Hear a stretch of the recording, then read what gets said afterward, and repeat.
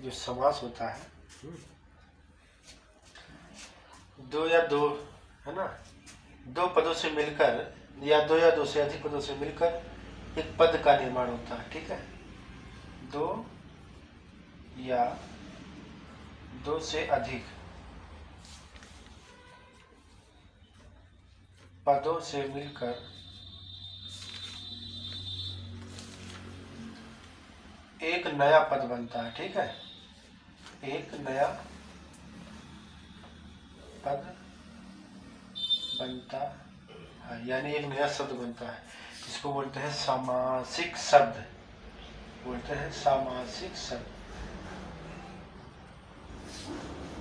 सामासिक शब्द होता है। ठीक है, यानी दो पदों का संक्षेपीकरण, है ना। जैसे भी कह दिया जाए जय, ठीक, और लिख दिए सवाल, ठीक, तो क्या पढ़ेंगे, इसको पढ़ सकते हैं जय सवाल, संक्षेप हो गया ना, यानी सामासिक पद हो गया ना। तो ऐसे होता है, दो पदों को जोड़ के एक नया शब्द बने, दो शब्दों को जोड़ के एक नया शब्द बन जाए और उसका अर्थ दोनों से थोड़ा अलग हो, है, वो होता है सामासिक पद। तो समास होता है यानी दो पदों का संक्षेपीकरण। इसमें मुख्यतः दो पदों को रखा जाता है। कौन कौन से? एक उत्तर पद, एक पूर्व पद। अब ये उत्तर पद क्या होता है, पूर्व पद क्या होता है, ये भी जानना जरूरी है। इसमें दो शब्द होते हैं, पद होते हैं। एक होता है उत्तर पद और एक होता है पूर्व पद। ठीक है, क्योंकि यहाँ पर आपको विभेदीकरण में दिया गया, पूर्व पद क्या है और उत्तर पद लिखा है ना।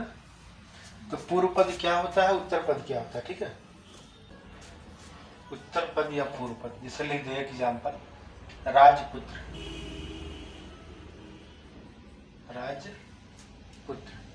ठीक है, इसमें दोनों पद प्रधान है? नहीं, हाँ।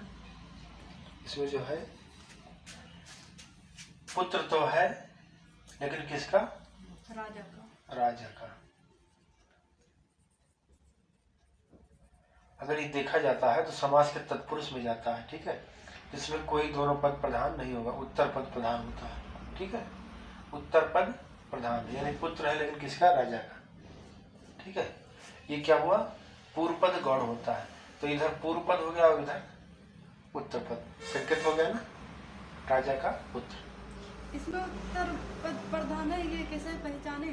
जानते हैं, यही नहीं पहचान। चलो, अगर अभी हम राज कर देते, केवल राज या राजा, तो कोई पद बना नहीं, लेकिन इसमें हटा के हमने राजपुत्र कर दिया। अब क्या हुआ, किसका पुत्र है? राजा का। राजा का पुत्र है। किसकी बात कर रही है? पुत्र की बात हो रही ना, यानी पुत्र क्या है, प्रधान है ना। ऐसे में लिख दे राजपुत्री। ठीक है, राजपुत्री, तो किसकी पुत्री? राजा की। लेकिन किसकी प्रधानता है यहाँ पर? हो तुम ना, किसे बता रहा है? हाँ, यानी तुम्हारा बोध करा रहा है। किसका बोध करा रहा है? तो वो प्रधान हुआ ना, यानी पुत्र का बोध है, तो ये क्या हुआ, प्रधान हो गया, और ये गौड़ हो गया।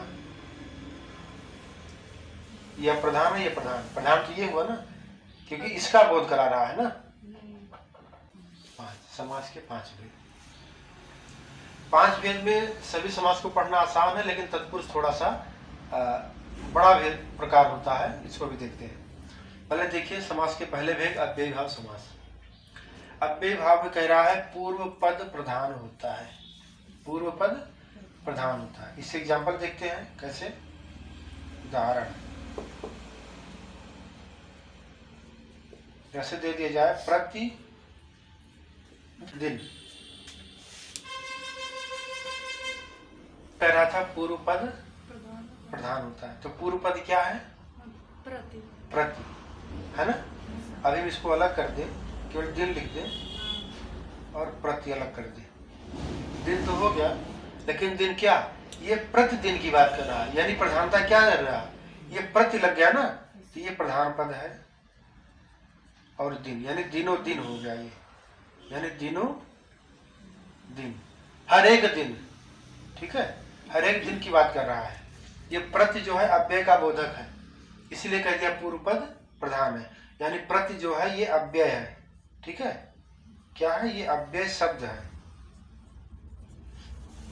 ये पूर्व पद है, प्रति अव्यय शब्द है, बाकी दिन लग गया है, ठीक है। ऐसे प्रतिदिन हो गया। अब अभी लिख दिया जाए यथा शक्ति, तो शक्ति तो है ना, लेकिन यथा यानी कि ये अव्यय हो गया, ये अव्यय भाव प्रधान और शक्ति है ये, तो पूर्व पद क्या है, प्रधान है, ठीक है। यथाशक्ति या कदा शक्ति है, जैसे यथाक्रम, यथाक्रम,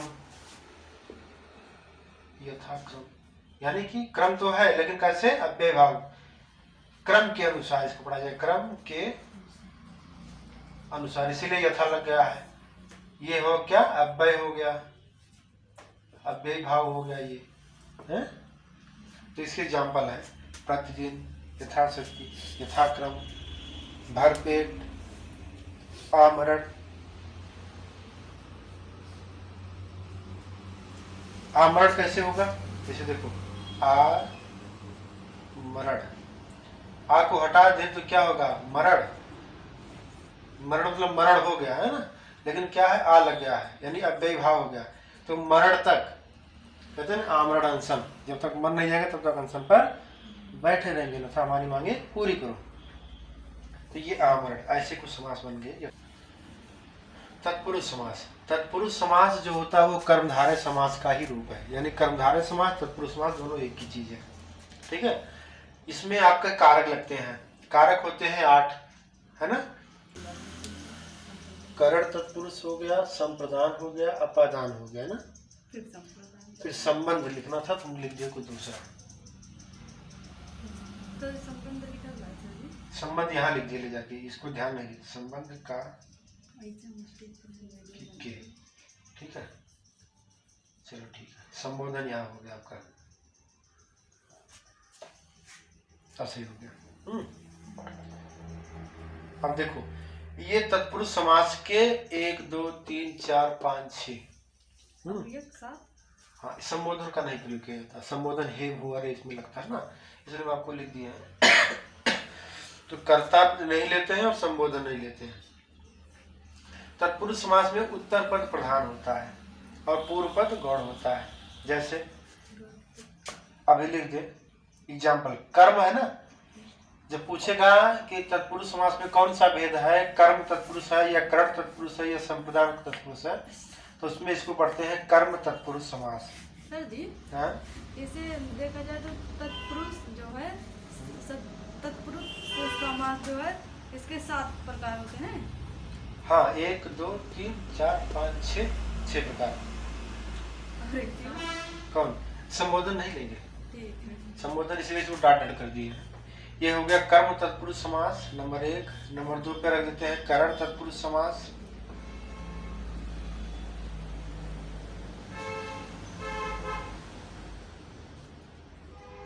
फिर रख देते हैं 3 नंबर पे संप्रदान।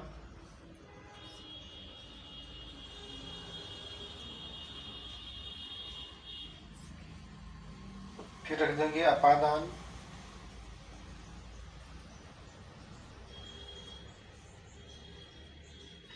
फिर रख देंगे संबंध।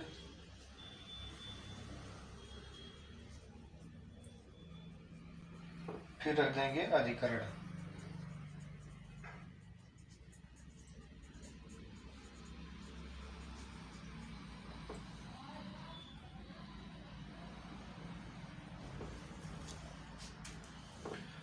देखो इनको पहचानते कैसे हैं, जैसे कर्म तत्पुरुष है तो कर्ता ने कर्म को, यानी कि इसमें कर्म तत्पुरुष में को शब्द का लोप होता है, को शब्द का लोप होता है। जैसे एग्जाम्पल, चिड़ी मार, चिड़ी मार यानी चिड़ियों को मारने वाला, है ना, लिख सकते हैं ना चिड़ी मार।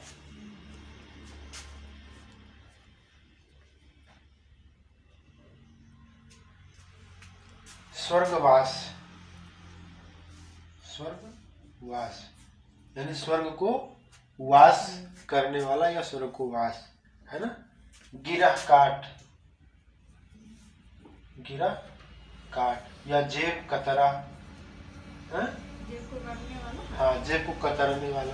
तो को का लोप हो रहा ना, चिड़ी मार, स्वर्गवास, गिरा काट, जेब कतरा, ये हो गया कर्म तत्पुरुष समास। अब आते हैं करण। तो इसमें किसका लोप होता है? करण से, यानी से का लोप होता है, से का लोप होता है, से शब्द का लोप होता है। कैसे होता है? जैसे मन चाहा, मन चाह, यानी मन से चाहने वाला। फिर एक होता है बिहारी रचित। देखिए इसमें से और द्वारा भी होता है ना, के द्वारा। करण में। हाँ, करण में से और द्वारा। हाँ, से और के द्वारा, ठीक है। तो मनचाहा या बिहारी रचित, यानी बिहारी के द्वारा रचित, कारण बन रहा ना, रचना किसके द्वारा हुई? बिहारी के द्वारा। मनचाहा बिहारी रचित, और भी लिख लो इसमें,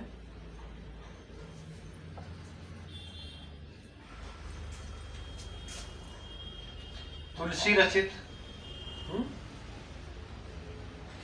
और कुछ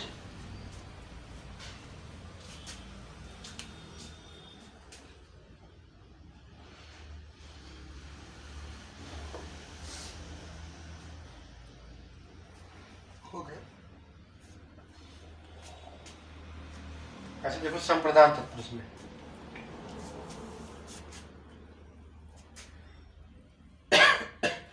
सर जी, इसका जो वाक्य प्रयोग कीजिए। किसका? तुलसी रचित। हाँ, तुलसी द्वारा रचित, तुलसी के द्वारा रचित। अब आते हैं संप्रदान तत्पुरुष में।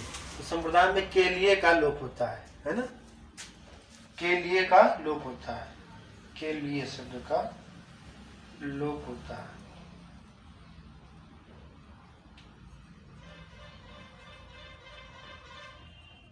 कैसे? संप्रदान यानी देना, है ना, एक दूसरे को देना, या समान कामों के लिए स्थान, या समान कामों के लिए प्रदान, ठीक है। जैसे देखो रसोई घर, रसोई घर यानी रसोई के लिए घर। विश्रामालय, विश्रामालय लिख सकते हैं ना, या हाँ टिकट घर, टिकट के लिए घर होगा ना, विश्रामालय टिकट। तो संप्रदान, समान प्रदान हो रहा ना, प्रधानता है समानता की। विश्राम कहाँ करेंगे? जो विश्राम के लिए घर बना है उसी के समान हुआ ना कि विश्राम करेंगे जहाँ खाना बनता है। दोनों का अलग रूप है। ठीक, आगे देखो। फिर अपादान है,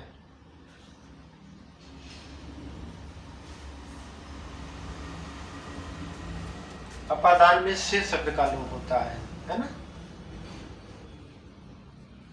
से, देखिए से इसमें भी है, ठीक है, लेकिन इसमें क्या है, कारण का बोध होता है और इसमें अलगाव का बोध होता है, अलगाव शब्द का बोध, यानी से का लोप होगा, ठीक है, लोप होगा। जैसे देश निकाला, देश निकाला यानी देश से निकाल दिया गया ना, अलग कर दिया गया ना, ऋण मुक्त, ऋण मुक्त, ऋण से मुक्त। यहाँ पर अलगाव का बोध होता है। अब संबंध में क्या कह रहा है ना, यानी इसका लोप होता है, का की के का लोप होता है, जो संबंध प्रदर्शित करे।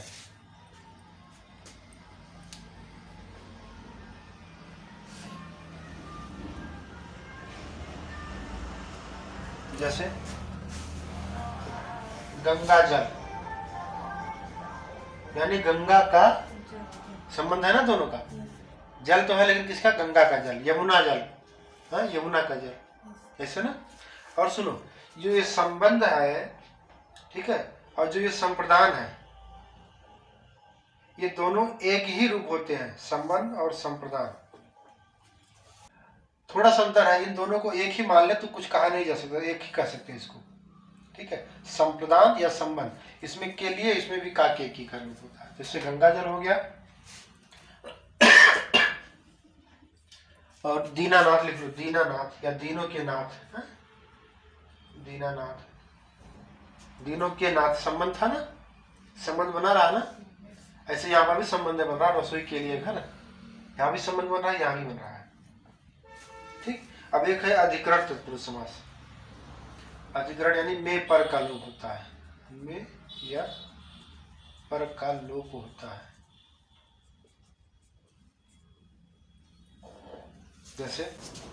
जैसे आप बीती,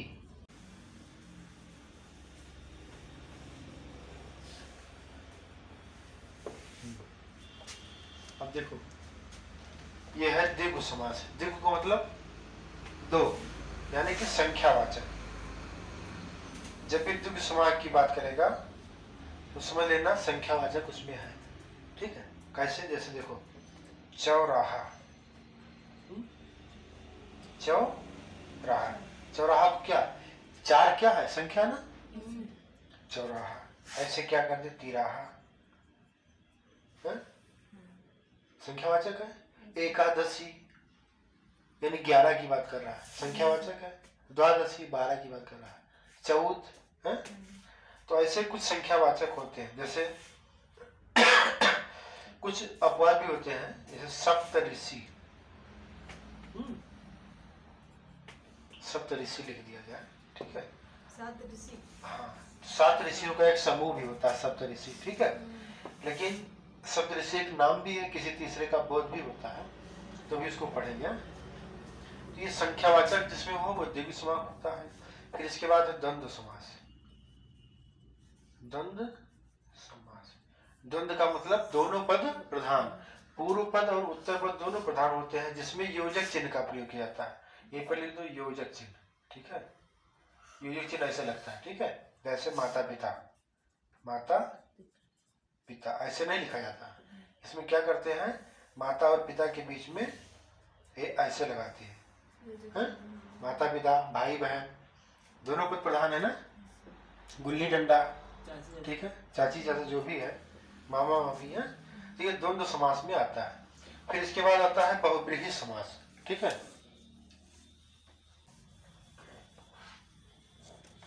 बहुब्रीहि समास,